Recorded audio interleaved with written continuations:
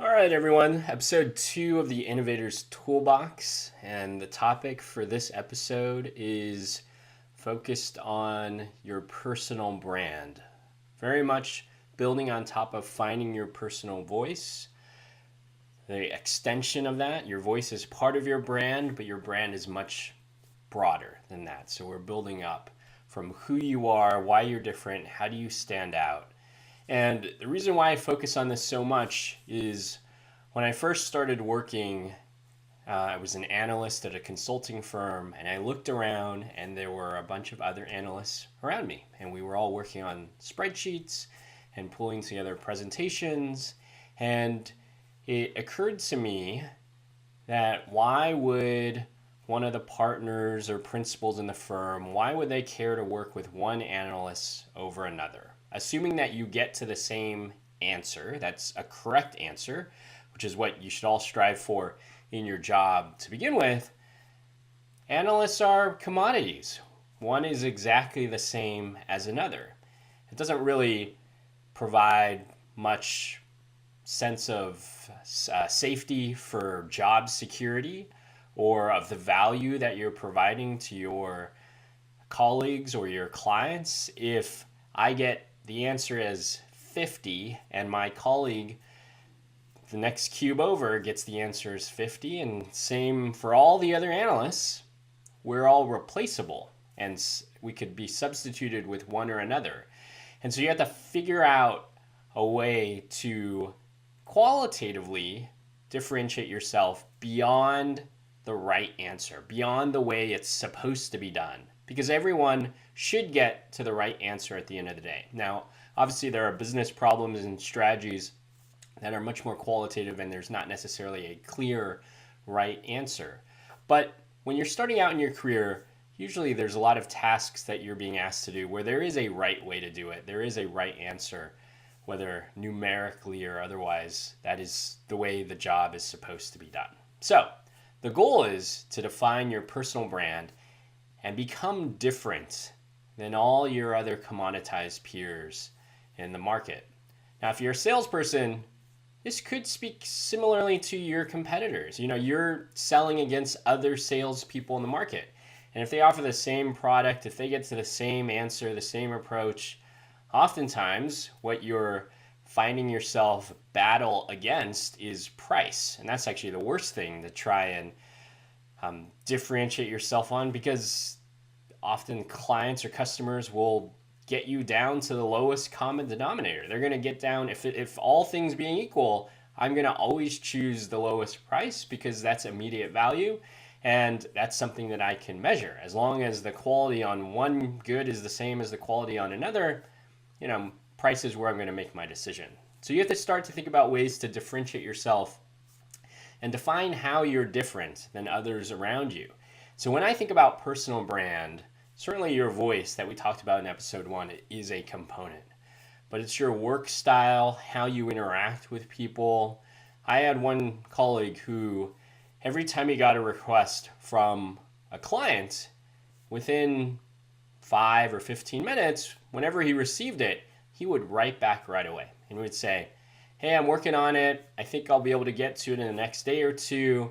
And if not, if we run into any questions or challenges, I'll let you know as soon as I can.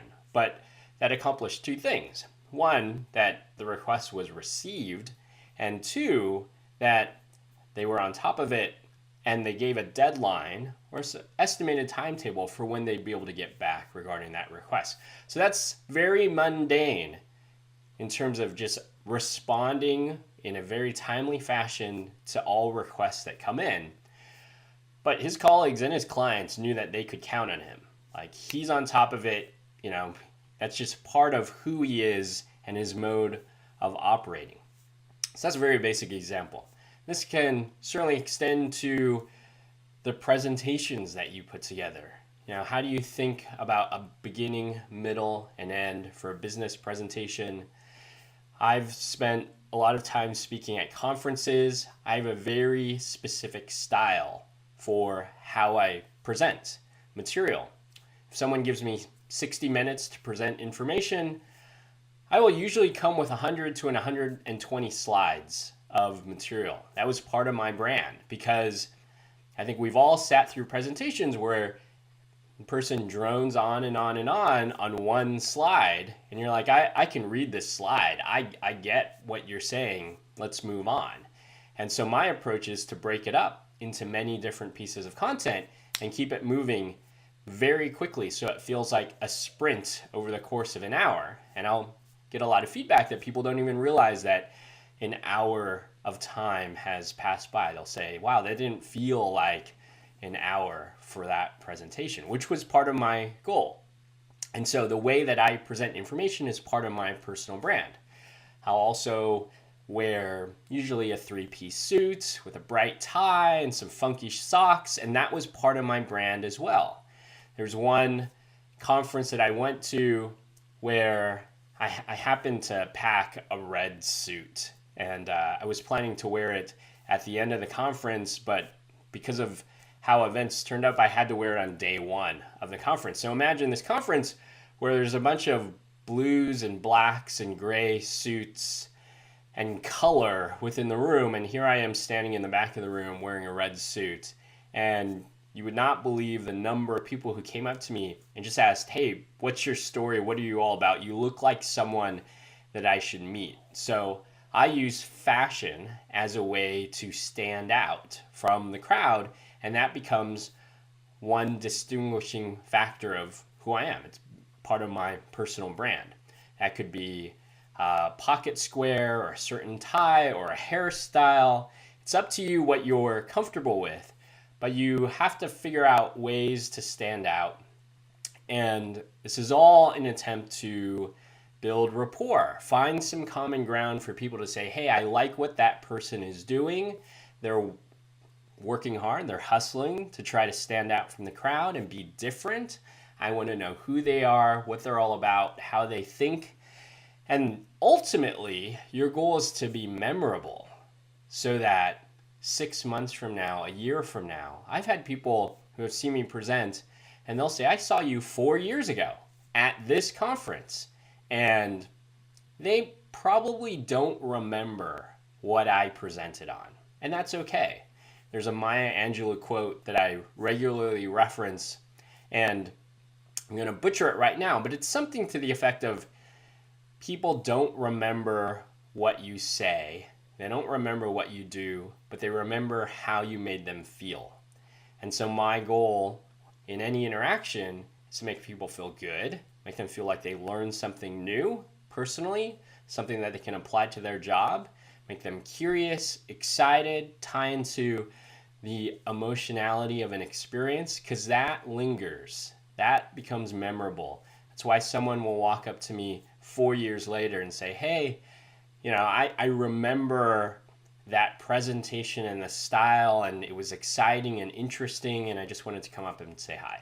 And so that's the goal for standing out and being different and thinking about your personal brand, whether it's your clothing, how you work with others, your presentation style, the spreadsheets that you put together, your backpack, whatever patches you put on, tattoos. It's all part of who you are, how you define yourself, how you want the world to see you. And the more you stand out, the more memorable you are, ultimately that should translate into success in whatever profession you pursue, as long as you're good at that. You could stand out and just be making noise and be completely ineffective in selling or in scientific research or in mathematic calculations. And then it doesn't matter. It doesn't matter what your brand is. Ultimately, you have to be good at the thing you're trying to do, and your personal brand will help enhance around it. That's all for today. Thank you.